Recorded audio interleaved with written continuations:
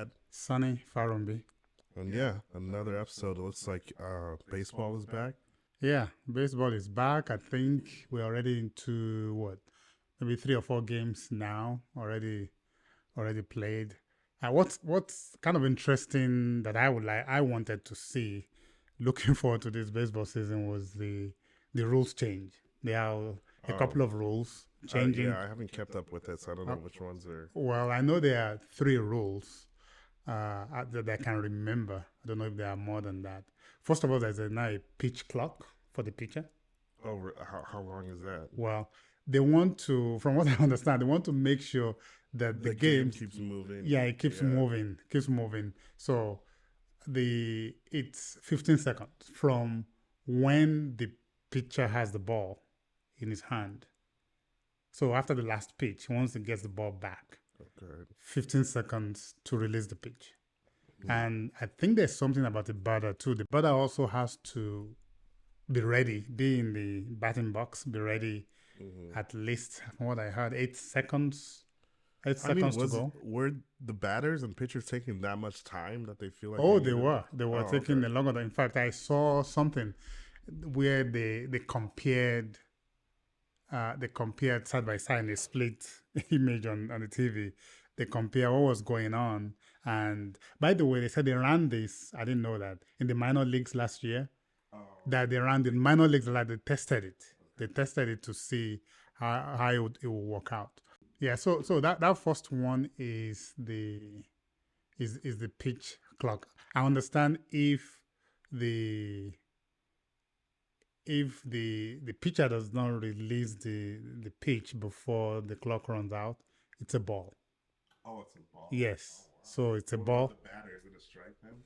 I'm not sure, maybe, but usually I don't think most of the time it's against the pitcher. But I heard something about the batter also needs to be in the box, at least 8 seconds into the thing. So, but I don't think that is a problem for the batter anyway. I think it's the is a pitcher. The other one is this: the bases are bigger. Like the football. The actual base, yeah. I understand they are 15 inches on their squares, so 15 inches on each side before. Now they are 18. They are 18 inches because they wanted to give more room when somebody's throwing to first base, and room so that to reduce injuries on the base. Then what was one of the other ones? Oh, for each batter, if there's somebody on base, the 15-second pitch clock is 20 seconds. So if somebody's on base, if nobody's on base, it's 15 seconds. Okay. If somebody's on base, is it's 20 seconds. And the pitcher can only throw, the way they throw to first base to prevent the runner from stealing second base. Mm-hmm. The pitcher can only throw twice. Like, okay. Only throw twice to first. Like in between pitches? Yeah. Oh, okay. In between pitches, while facing another batter, if there's somebody, a base runner at first, he can only try to throw there twice. And I actually saw a game, I think on Saturday or Sunday, when they showed the guy already throw twice. So the runner already knew, okay, there's no way he's throwing that again. I'm going to run anyway. Wait, that's kind of bad though, because what if he takes like a giant leadoff? Yeah, and he can't throw. So do you just not? Well, that's the thing. They want you to make sure that you use your two throws judiciously. I guess, but still, it's like if he throws twice, then I'm just gonna be halfway. Well, what it means is that you don't want to have to throw those two, twice before. Yeah, that's the thing. And before, the pitchers will throw. They can throw as many times as they want. Yeah, but usually, I feel like typically they don't throw more than like 2 or 3 times, and it's only if they see that there's like a big leadoff being taken. But I think the impact will be felt mainly in the playoffs. It's in the playoffs when the stakes are higher that I've seen. Sometimes they will throw 5 or 6 times to first base if they're trying to keep the runner. Yeah, so that's one. The another one I heard is the shift, where they will shift the infield. Yeah. And maybe if there's a left-handed batter, they will put three infielders on the between first and second base. Or if there's a right-hander, somebody who tends to pull, they will put three infielders between second and third. They can't do that anymore. Yeah, they said What? there has to be at least two infielders on either side of second base. So they can shift so that they are closer to the base on one side, but you can't cross over to the other side. Why? Because it's like it's still to the detriment if they hit it to the other side too. Yeah. So I mean, well, here's the thing. From what I heard, there are a few reasons why they're making the changes, and it looks like fans like it because first of all, they want to attract new fans because they want the games to go faster, the pitch clock. Yeah. Then they want more runs. They want more runs, so they are eliminating the extensive shift that some balls or some hits that would have been hits before, because of the shift, they take that away. So they want to make sure that those balls go through. Yeah, I don't know if I like that. I mean, it's been like that as long as I can remember, so I don't know. Yeah. Well, they changed it. And I think another thing I heard about that is that the infielders, sometimes when they shift like that, if there are three people between first and second base, the middle person, I don't know, sometimes that's actually the shortstop. I didn't know that before. Sometimes it's the shortstop that moves all the way over to the middle between first and second. But whosoever is in the middle or before, sometimes the person in the middle goes way behind, goes farther away from the dirt, and they're on the grass. Yeah. They're on the outfield grass. So I think one of the new rules is that all the four infielders, they need to be on the dirt.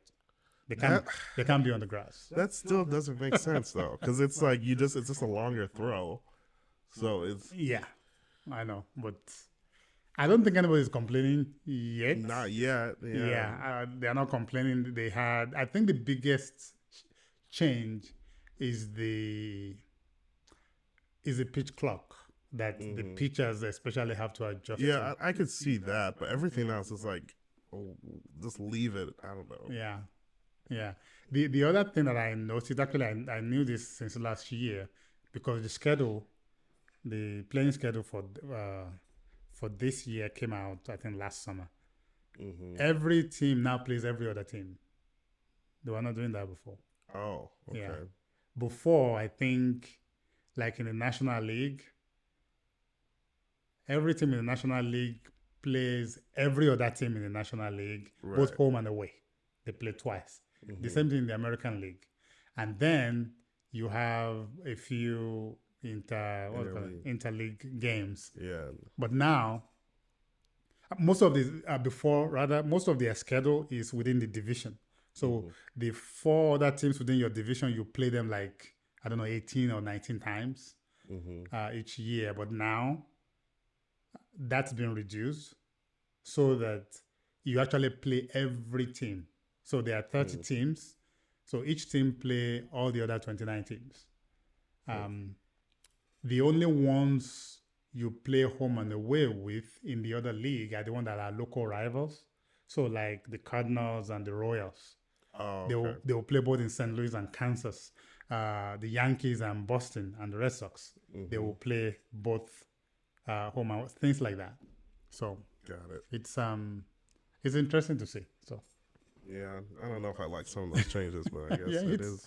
It's interesting. I think it's just because it's new. Yeah, it's definitely because it's changing. Yeah, but I think as a player, I don't know if they would like it, because the changes seem to be more so for the people watching, not for the players. Well, of course, it's for they want to attract fans. That's the thing. Yeah, I know. That's where they get their money from. I get it. They want to attract more fans, so I think those who are diehard baseball fans, they will watch anyway. They want to attract more fans, newer fans who complain about low scoring and also the length of the game.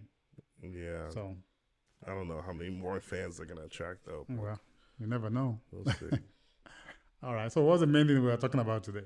Yeah. So the main thing I wanted to go through this article. It was about this boss who refused to accept his employee's resignation, Yeah. and kind of It go was through actually it. kind of misleading though because when you begin to read the thread, it didn't really seem like that's the major thing that he Yeah, there's a lot of refuses. stuff leading up to Yeah, it, and leading up to that's that. kind of typical with article headlines. It's Yeah. like it's taking the title at face value. It's not Mhm. always how it like pans out. Yeah. Um, but yeah, just do you want to just go through it like all the way, or do you want to like recap it? Well, I think we can just recap the. Maybe we can start by recapping the story. I think it started by the manager wanting this guy to come into work. Mm-hmm. Is it while he's off, while he has taken paid time off, or spending Yeah, time with so family, or something like and that? I'll go through the details a little bit as I see them, but Mm. basically from what I understand, leading up to, because it was like around like Christmas to New Year's time, Okay. that he had constantly told them that, hey, I'm gonna take this off. He set the precedent that he had missed like a lot of time in his family's life like before, Mhm. so now he wanted to make sure, like especially like around Christmas time, Want to he spend time with them. prioritized that. Mm. So I think leading up to that, like the months leading up to that, he let them know, hey, the week between like I think Christmas and New Year's, he's taking that like full week off, Mhm. and letting them know. But he was also kind of like the go-to person for his field. I think it was some type of like coding or database. Yeah, it was some type kind of thing. the database engineer or Yeah. coding, because they mentioned Python, to mention some Mhm. programming language in there. Yeah. So he wrote a lot of the code, and he was like the go-to person, Mhm. or really the only person at the time who understood what was going on, because he like wrote a lot of the code and set up a lot of the databases. And he said he set up a lot of documentation on everything. So someone else should be able to get it done in case he was gone. So basically, it comes up to I think leading up to the couple weeks before Christmas, and his boss like lets him know, like, hey, I'm not approving that vacation for that Also, it week. actually started before he actually had to take time off. The boss said, Yeah. I'm not going to approve it. Yeah, he said, Okay. I'm not going to approve it. We need you to stay and finish everything out. And he's like, obviously, he's like, I've told you guys this and constantly said this for like, I think it was months, if not weeks. So he's like, no, I mean, there's no excuse. Like, I've told you guys this. Let me see if I can find some more of the details here.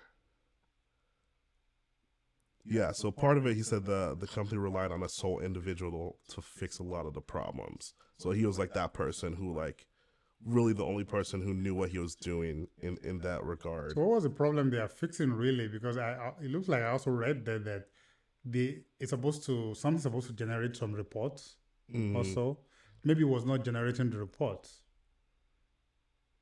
Yeah, there's something with the code, because they have clients that need all these reports to be by a certain deadline. So it wasn't. I don't know exactly the details. I'm not sure if I understand it or if they put that in there. But there was something with the reports. Well, see, that's one of the things that I maybe they didn't tell us the entire story that I found very, very interesting. Is this? If you are generating reports, you and I are engineers. We know how coding and some of these things work. If you write code or you have some program that is generating reports for you, it's the same report whether you are generating them weekly or monthly. The format of the report is probably the same. Right. So if there's any new reporting or any new format to be generated, and I don't know if it's just reports. I don't Yeah. think it's as simple as that. Okay. But I think it's more involved. But even it shows like text messages. I can read out some of them. I think this is like leading up to when he let him know, hey, I'm gonna need you to work this full week. And then the person was like, no, that can't happen. He's like, no, we need you to work. And then I think that was when he resigned. They said that he's not going to work there anymore. So his boss is texting him. The first text is like, hope you have a great Christmas. And then the next text is like, maybe a couple days later, it's like, please call me as soon as you can. I received your email. I understand you're upset, but resigning is not the best choice in this circumstance. Okay. And then he brings up, I've been your friend for 5 years. I'm asking as your friend, not a manager, to reconsider. Call So me. it looks like the Let's manager talk kept about on. this. The guy was not responding to them. Yeah, he so was he not kept, responding. he kept on, adding more and saying more, right? Hmm. Yeah, and then he goes on and says like, and this is like you said, there's no response, so it's just the manager Yeah. texting constantly. He's saying, "Hey, you made your point. You can have today off. If you call me, let me know when we can expect you One day tomorrow. But you off. need to call me." Yeah. And then again, the same day, this is ridiculous. Do you know what your actions are going to do to the company? To me, you made your point. Just call me. We'll figure out He your sounds vacation. desperate. But we need, you to get blank done by Friday. And then he's like, "Why won't you answer your phone? Your wife won't answer hers either. HR wants to talk to you." And then he's like, "I just got out of a meeting with so and so. If we don't get this done for the client, we get penalized, and that money comes from bonuses and pay increases. I want you to know that if you don't finish that, nobody gets a bonus or pay increase this And it's year. on you. This is common knowledge." No, wait. You read something about your wife is not responding to. That means he's calling his wife too. So No, that's just. yeah, I don't know. That's extreme. I Yeah. think. I don't think that's something that. Why his wife doesn't work there? exactly. That just shows how desperate he was, I guess. And then there's like a couple text messages basically him begging. And then finally he's like, "Dude, log back in, help fix this stuff, name your price. The states can't see the reports. So and so is gonna find us. Wants to know if the reports can be completed by like January 6th. So I guess like January of that next year. Following year. Family is important, but we are talking about people's jobs on the line." And then he finally responds. He said, "Hey, I'll be happy to respond for so and so for $80 an hour, 5,000 immediate sign-on bonus, 6 weeks PTO with a 12-month guarantee. Send me that in writing, and I'll start immediately." And then the guy responds back, he's like, "Come on, this is ridiculous. I don't even get paid that much. Why do you think you deserve that much? Quit being so full of yourself. Be a team player. Log in. Save the company." So I think his text is just to throw on a number because he's like, "I don't want to do this anyway. I'm Yeah. going to put out something that's like so ridiculous Yeah. anyway." No, but here's my take in all of this. As you're reading all of that, first of all, the relationship between the two of them is already broken. Right. Definitely, it's already broken. Even before all of this started happening, I'm guessing it's been broken for months or even years. I don't know how long that guy has worked in the place.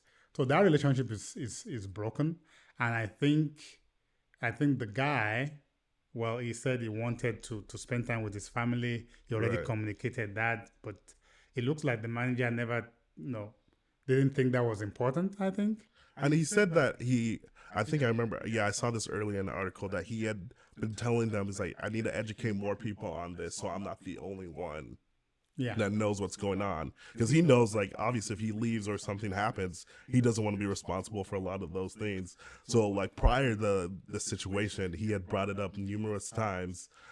It's like, "Oh, I don't want to be the only one. Yeah. I need to like educate someone so they know what's going on." And I think there was a quote by the manager who said like, "Oh, we never do anything to lose you or anything like that," like implying that, oh yeah, he'd never leave or they never do anything that caused him to that leave. was some, and I'm in fact based on this, I'm guessing this is a maybe not very small, but a small organization compared to Smaller, No, yeah. smaller is not a big company, because a big company cannot risk many of the, especially something that brings them a lot of income, risk that on just one person having the Right. knowledge. Even in large organizations, I've seen situations where somebody creates a proprietary product or develop a program or something that only that person knows. But usually, the moment you are finishing whatever you are creating, whether it's code or product or any kind of development, you have documentation. Right. You have documentation to back it up so that anybody else know. For example, the example I always use is, God forbid, what if the person get hit by a bus next day? I mean, you or never something? know what's gonna You never know what's going to happen. Somebody else needs to know, have that knowledge, know the information, so they can run with it. Some organizations tend not to do that very well. Even I've seen some big ones who may not do that very well in some places, in some areas. But that's one of the things very good organizations do. You want to make sure you have people who can carry the load. And I think that's part of the problem too. This guy is the only one they are depending on. Let's even forget the idea of whether he gets hit by a bus. Yeah. Because he's the only one they are depending on, they are putting so much workload on him. It looks like he's not getting time off. He's not able to get time off when he needs that time off. And because of that, now they are nobody else can do what what they want him to do because they are putting so much load on him. They are not, maybe they are not hiring enough people. Maybe there needs to be two of them, two people like that, so that if one is away, the other one can carry the load. It looks like they are not doing that. So that's another. I remember, actually, as we're discussing this, I remember, if you remember, the first time we came to Nebraska when we were still living in St. Louis, that we came here. If you guys when we visited, or when we went to Lexington. Yeah. Okay. So that's when we visited. Yeah. When we went to Lexington, because I was working, that was over, if you remember, over Christmas. Yeah. Christmas to New Year was actually from, I think it was December 17 to 31st, about 2 weeks, covering Christmas and New Year's. And what was the reason? One of my colleagues at the time, he was the lead engineer on that project in Lexington, Nebraska. He's been there on and off for about 6 months. And so he said, no, Christmas is coming. I've been away from my family for too long. I need to spend time with my family. I need to do this. So they asked around in the office that they said, okay, somebody needs to relieve him. Somebody needs to continue the work because the customer wants the work to continue even during the Christmas break. Right. So I just, for me, he grew up in, this guy grew up in St. Louis. He has families in St. Louis. No, for me, you guys were my only family. My wife and my children, you are the family I have. And for me, my only thing was that it doesn't matter where I spend Christmas as long as I spend it with you guys. I spend with my family. Right. So nobody was willing to go. And it was because nobody was willing to go because most of them want to spend the Christmas period with their family in St. Louis. Christmas in Nebraska. So I decided, I think I discussed with your mom, and we decided, I said, well, if they will pay, instead of me just going, even if just 2 weeks, it's Christmas time, I also want to spend the time with my family, but I don't care where we spend it. I don't care where we spend it. I may even be working, but as long as I get to come back every day and my family sees me every day, I'm willing to do that. So we agreed. That was the reason that all of us went. Right. All of us went to Lexington from December. I still remember December 17 we came back January 1st. During that period. That was because whatever the work that guy was doing, I was able to fill in. Right. Yeah. But it looks like in this case, he's the only one that has the knowledge. Right. Nobody else can carry the slack if it's not there. And because the company has not invested in people, at least having two of him to make sure that if it's not there, right, somebody else can do the job. Now they are in this kind of scenario. And the problem is that most organizations do that thinking they are saving money. They're saving money on the salaries and things like that. But look at how much money they said they are losing. And he goes on to say, so that's after he listed all the demands and stuff. And then the boss replies, it's like, here are your priorities. And he lists out like 3 things that he needs to get done. But wait. But you already said the guy quit. Yeah, exactly. So that's what I'm coming to. So the guy responds like, what does this mean? To be 100% clear, I resigned today. Okay. It's like, I don't have priorities or projects. I am no longer an employee. That's basically what he's like. Yeah. If you would like me to return, I gave you my offer. So there's just like a lot of back and forth. And then he's like, we need you to fix this. And then there's more arguments with the offer. Here's the thing. Matthew, I think, first of all, the blame definitely is on the companies, on the organization. They didn't, like I said, didn't have the structures in place to make sure that this person can get time off when he needs time off.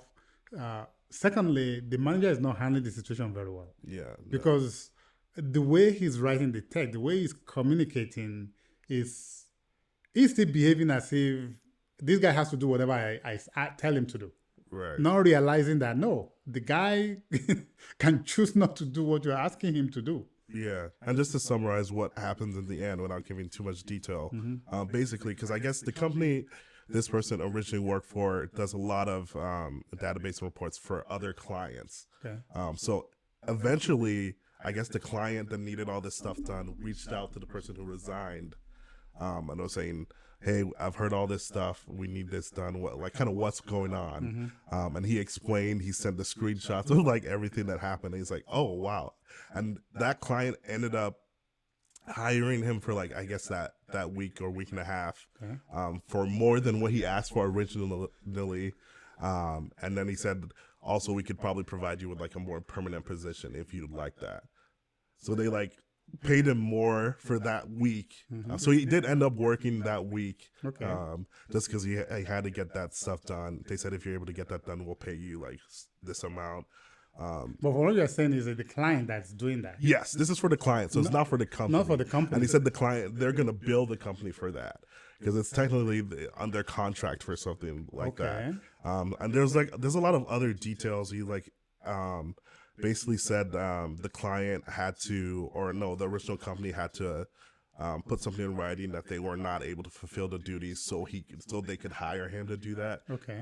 And there's like other like nitty gritty stuff, but basically, yeah, he ended up doing the work directly for the client and getting paid probably way more than he would have gotten paid for just like a week of work, and with a possible offer for a more permanent position as well. But in the process of this back and forth, this texting back and forth, it looks like his resignation stood, right? Yeah.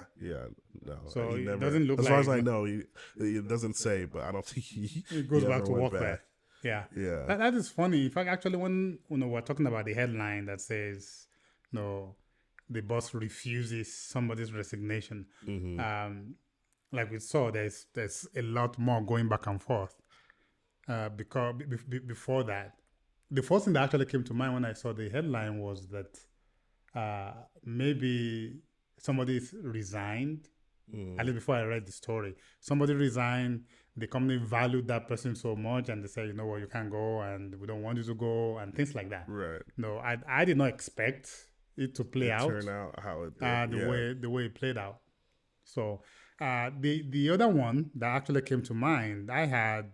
You probably know this already. I had not a similar experience or something close to it, where my resignation was refused. And I also thought of that. But my situation was nothing like mine. Actually, was a good one. Was a good one. It was. I'm sure you heard me tell the story before. It was when we left Nigeria, we were coming over to the United States. Oh, okay. And the company I was working on at that time, I had to give 3 months notice. And when I first gave the 3 months notice, the head of my function, the technical director, who is the head of the whole technical function in the company, was my boss's boss. Actually, my boss's boss's boss, because he's the head of the whole technical function. He reports to the CEO, who was a Dutchman. He was from the Netherlands. It's a Dutch guy, and most of them are that level because of the how my job exposes me to them. I'm very familiar with all the directors, all the people, the first level executives who reports to the CEO. So I actually hand deliver my resignation to him because he needed to. The way it was done, when I resigned, my immediate boss has to initial it. To show that he has seen it, and then it goes to his boss, who has to initial it. And I've done that for both of them. They've initialed it. Then the next level is my boss's boss's boss, who is this technical director.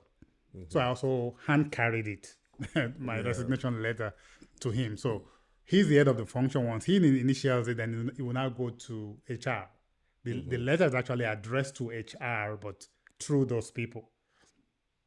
So when I hand carried to his office, so he looked at it, he read it, and he said, You're leaving, why? And I said, I'm relocating to the United States. And he said, do you have a job? And I said, no, I don't have a job. They just threw my paper at me. Wait, you did have a job at that time? At that time, no, I did not at that time. This was Oh. 3 months. This was Oh, 3 yeah, I months guess before we 3 left. months is a long I got time. the job a month before we left. You know, that's what you were thinking. yeah. But this was 3 months before we were scheduled to leave. So he just threw my paper back at me, and he said, you have a good job here. We have very good plans for you here. Your future is very bright here. He said, the last thing I want to hear is that you leave all of this behind and we hear that you're a taxi driver in the United States. He said, Yeah. I'm not going to sign it. So that one took me back, but that one was, like I said, You had a good heart behind it, though, I guess. in What? a sense. I said you had good heart. oh, behind it, definitely, yeah. definitely. I saw the heart behind it. So it Yeah. actually made me think, oh, this man valued me so much that he didn't want me to go. Mm-hmm. So he actually took some steps. He took extra steps. At that time, you know, you really see this in the United States these days. I had 6 weeks of vacation, 6 weeks of annual vacation, and I've not taken my 6 weeks that year. So he said, why don't you take your normal vacation and go?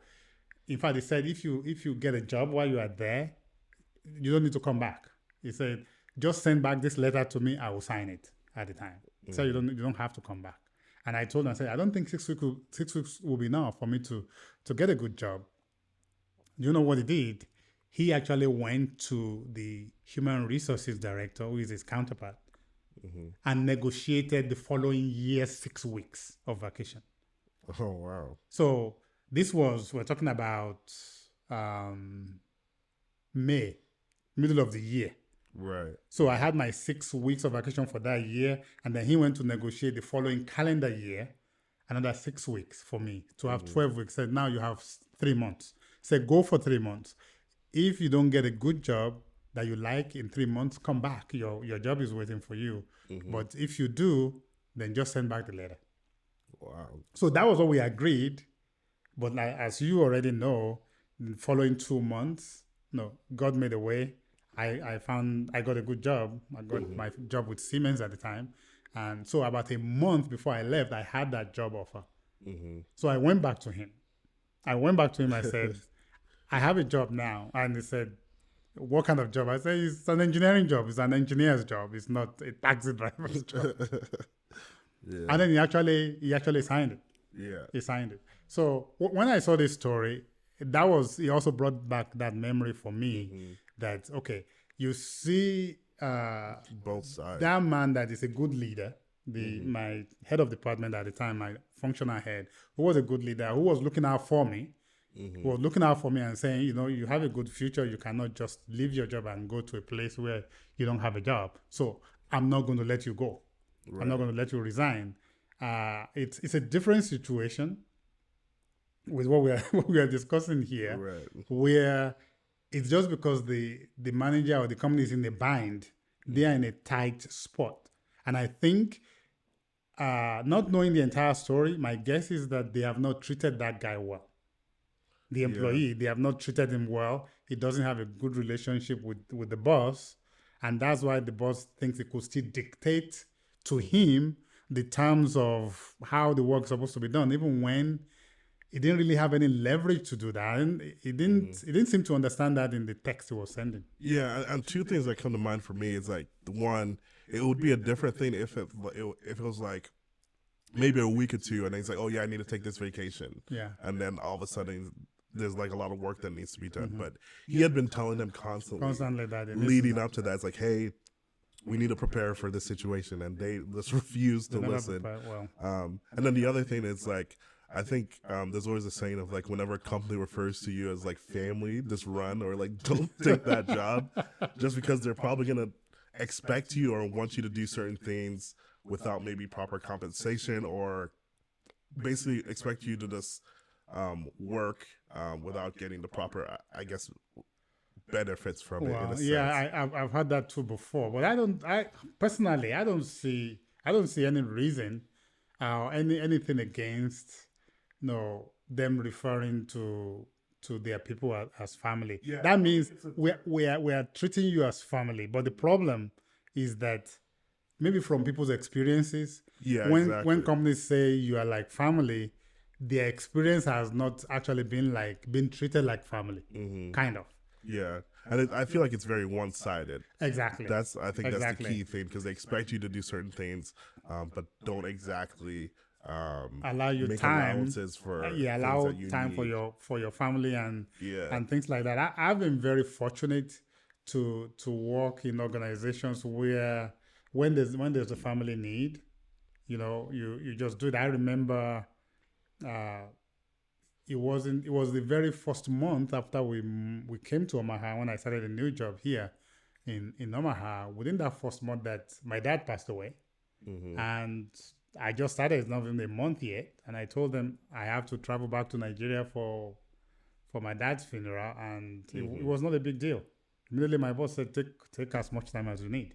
Right. So I've been fortunate to work in very good organizations like that, and it really blows my mind when I hear stories like this, Mm-hmm. because I don't know how people like this manager think they can run a good team, Right. or that their team members will be loyal to them Mm-hmm. by behaving this way.